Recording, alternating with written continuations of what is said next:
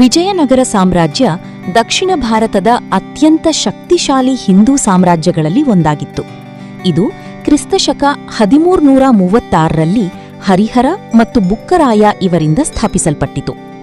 ಪ್ರಮುಖ ಮಾಹಿತಿ: ರಾಜಧಾನಿ ಹಂಪಿ, ಸ್ಥಾಪನೆ 1336. ವಿಜಯನಗರ ಸಾಮ್ರಾಜ್ಯ ದಕ್ಷಿಣ ಭಾರತದ ಅತ್ಯಂತ ಶಕ್ತಿಶಾಲಿ ಹಿಂದೂ ಸಾಮ್ರಾಜ್ಯಗಳಲ್ಲಿ ಒಂದಾಗಿತ್ತು. ಇದು ಕ್ರಿಸ್ತಶಕ 1336ರಲ್ಲಿ ಹರಿಹರ ಮತ್ತು ಬುಕ್ಕರಾಯ ಇವರಿಂದ ಸ್ಥಾಪಿಸಲ್ಪಟ್ಟಿತು. ಪ್ರಮುಖ ಮಾಹಿತಿ: ರಾಜಧಾನಿ ಹಂಪಿ, ಸ್ಥಾಪನೆ 1336.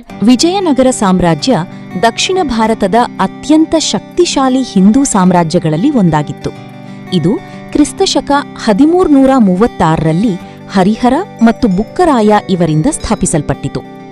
ಪ್ರಮುಖ ಮಾಹಿತಿ: ರಾಜಧಾನಿ ಹಂಪಿ, ಸ್ಥಾಪನೆ 1336.